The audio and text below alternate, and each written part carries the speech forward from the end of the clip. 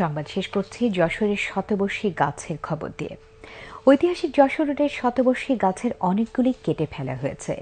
যেসব গাছ এখনো টিকে আছে সেগুলোকে নিয়ে এই সড়কে ন্যাচারাল মিউজিয়াম ঘোষণা করা উচিত বলে মনে করেন অনেকে।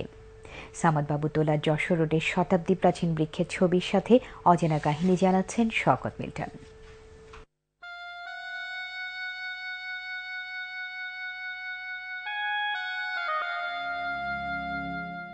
এই সব বৃক্ষরাজি দেখেছে অনেক কিছুই, গোপন রেখেছে অনেক না বলা কথা। ৭১-এ এই সড়ক ধরেই লাখো শরণার্থী আশ্রয় নিয়েছে ভারতে। সে সময় এই সড়কে শরণার্থীদের দুর্দশা দেখে কবি অ্যালেন গিন্সবার্গ লিখেছিলেন তাঁর বিখ্যাত কবিতা সেপ্টেম্বর অন যশোর রোড। শত শত চোখ আকাশটা দেখে, শত শত শত মানুষের দল যশোর রোডের দুধারে বসত বাঁশের ছাউনি, কাদা মাটি জল। এই সড়কে এমন বৃক্ষের সংখ্যা এখনো কম নয়। কালীবাবুর রাস্তা নামে এক সময় পরিচিত যশোর রোডের এই সব বৃক্ষের পেছনে চাপা পড়ে আছে এক মাতৃভক্তের ইতিহাস। যশোরের বকচরের জমিদার কালীনাথ পোদ্দার মায়ের আদেশে 1842 সাল থেকে 2 বছর ধরে চাকদহ পর্যন্ত এসব গাছ লাগিয়েছিলেন। যশোর রোড যে কত কথা বলে। যশোর রোডের এসব গাছ দেখাতে দেখাতে সেই সব ইতিহাস বললেন আব্দুল মান্নান মিন্নু।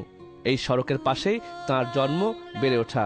বললেন শৈশবে এই সড়কে গাছের ছায়ায় গা ছমছমে পরিবেশ ছিল, এখন অনেক গাছই কেটে ফেলা হয়েছে। আমি যেখানে দাঁড়ায় আছি এখান থেকে আমি 1 মাইল যেতে গেলেও আমার একা যেতে ভয় করতো, যে এত গাছের ছিল, মানে গভীরতা ছিল। আমরা শুনছি যে এশিয়ান হাইওয়ে অন্তর্ভুক্ত হচ্ছে।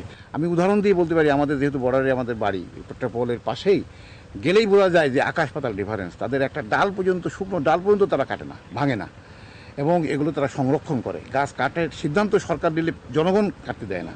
যশোর রোডেতে মানুষ মিছিল সেপ্টেম্বর হাই ৭১। এইসব গাছের সাথে লুকোচুরি খেলে রৌদ্র ছায়া, শরীরে বাসা বেঁধেছে আরো কয়েক ঘর স্বজাতি।